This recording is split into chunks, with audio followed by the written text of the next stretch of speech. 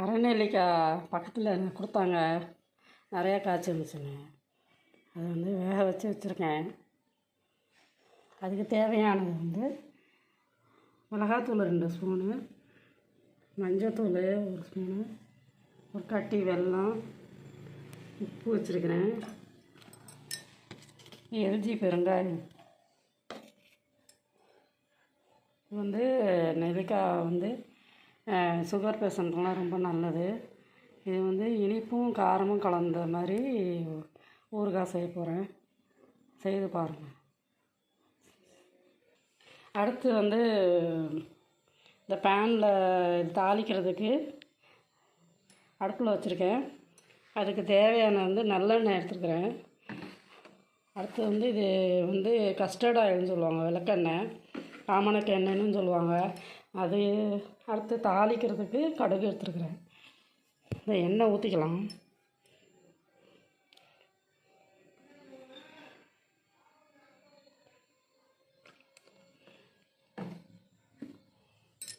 இதில் கொஞ்சம் விளக்கெண்ணெய் கொஞ்சம் நல்லெண்ணெய் ஊற்றிட்டேன். அது ஒரு பெரிய கரண்டி இருக்கும், ஒரு கரண்டி, குழம்பு கரண்டி அளவு கொஞ்சமாக விளக்கெண்ணெய் ஊற்றினா போதும்.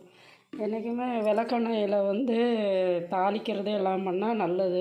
நல்லெண்ணெயோட விலை கம்மி, உடம்புக்கும் குளிர்ச்சி, காரத்தை எடுத்துரும். ரொம்ப காரம் இருந்ததுன்னா விளக்கெண்ணெய் சரி பண்ணிடும். அதனால் விளக்கெண்ணெய் கொஞ்சம் சேர்த்துக்கோங்க. வெயில் காலமாகிடுச்சு. காலையில் வெறும் வயிற்றில் 1 ஸ்பூனாவது 2 ஸ்பூனாவது விளக்கெண்ணெய் குடித்தா நல்லது. வயிறு க்ளீன் பண்ணிடும், உடம்புக்கும் குளிர்ச்சி. இப்போ அதில் எண்ணெய் காயட்டும். இந்த ஊறுகாய் கடையிலலாம் வாங்கினோம்னா கெடாமல் இருக்கணுங்கிறதுக்காக வினிகர் சேர்க்குறாங்க. இது ரொம்ப கெடுதல். வினிகரில் தான் நம்ம எல்லாமே க்ளீன் பண்ணுறது எல்லாமே பண்ணுறோமே. அப்போ எப்படி இருக்கும்னு பார்த்துக்கோங்க. வயிற்றுக்குள்ளே போச்சுன்னா என்ன பண்ணணுன்னா அந்த வினிகரை யூஸ் பண்ணவே கூடாது. இதுக்கு பதிலாக விளக்கெண்ணெய் போட்டோம்னா எவ்வளோ புளிப்பு காரமோ அதை ஈடு செஞ்சிடும். எண்ணெய் காஞ்சிருச்சு, கடுகு போட்டுக்குவோம். 1 ஸ்பூன் கடுகு போட்டுக்கோங்க. இன்னொரு ஸ்பூன் போடுறேன். கடுகு ரொம்ப சேர்க்கக்கூடாது, கொஞ்சமாக தான் சேர்க்கணுமா.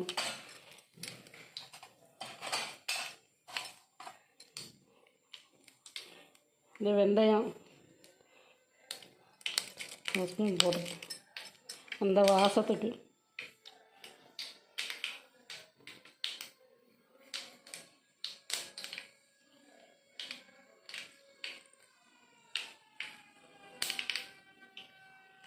இந்த நல்லெண்ணெய் செக்கில் ஆட்டினாலே இங்கே பக்கத்துலேயே விற்கிறாங்க, அதை வாங்கியிருக்கேன். செக்கில் ஆட்டினதே வாங்குங்க. கடையிலலாம் கலப்படம் பண்ணுறாங்க, அது தெரிய மாட்டேங்குது.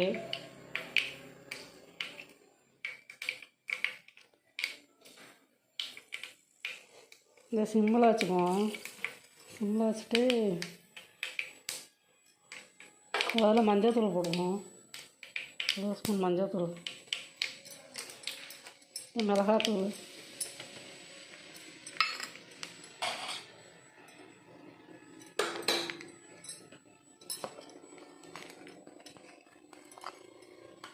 பெருங்காயம். பொங்குது பாருங்க, விளக்கெண்ணெய் போட்டோன்னே எப்படி பொங்குது பார்த்தீங்களா? இதுதான் விளக்கெண்ணெயோட தன்மை. பொங்கணும், அதுதான் நல்ல எண்ணெய். பொங்கலைன்னா அது நல்ல எண்ணெயே இல்லை. அது என்ன சொல்லுவாங்க, கலப்படம் பண்ணியிருப்பாங்க. அதாவது நெல்லிக்காயை போடுறோம். வேக வச்சு வச்சுருக்கேன், ஆவியில் வேக வச்சு தான் போடணும். இது புளிப்பு இதிலே இருக்கிறதுனால நம்ம புளிப்பு சேர்க்க வேண்டியதில்லை.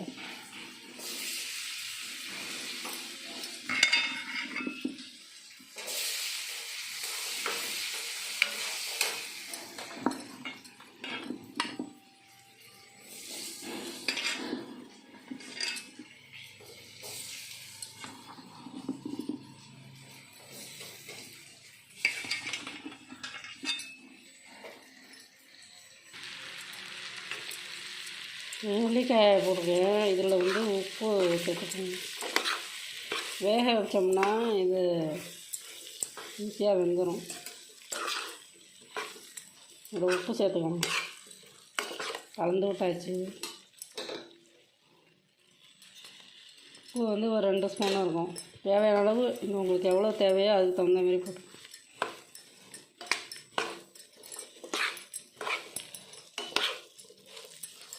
அடுத்தது வந்து வெல்லம் சேர்க்கணும். அது கட்டியாக இருக்குது, பொடி பண்ணி சேர்க்கணும்.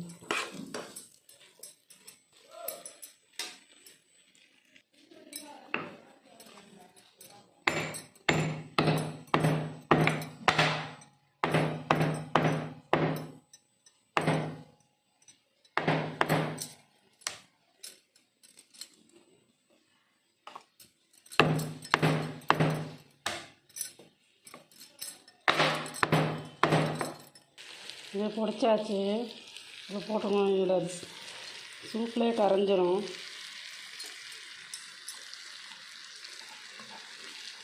அச்சு வெல்லம்னா கொஞ்சம் போட்டால் போதும், இனிக்கும். இது மண்டை வெல்லங்கனால கொஞ்சம் பெரிய பெரிய ஒரு வெல்லத்தில் ஒரு கால், அந்த கால் பகுதியை தான் போட்டிருக்கேன்.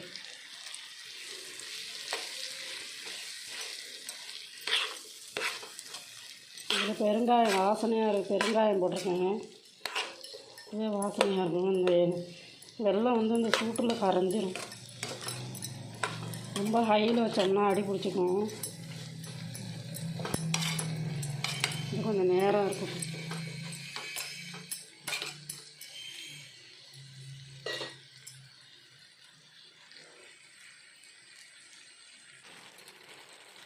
ரெடி ஆயிடுச்சு. ரொம்ப ஹையில் இருந்தோம்னா அடி பிடிச்சிடும், மிளகாத்தூள் கலர்லாம் மாறிடும். அதே சிம்மிலே வெந்துருச்சு. ஏற்கனவே வேக வச்சுருக்குறோம். செய்து பாருங்கள், கமெண்ட் பண்ணுங்கள், எப்படி இருக்குன்னு சொல்லுங்கள். சப்ஸ்கிரைப் பண்ணுங்கள், லைக் பண்ணுங்கள், ஷேர் பண்ணுங்கள். தேங்க்ஸ் ஃபார் வாட்சிங்.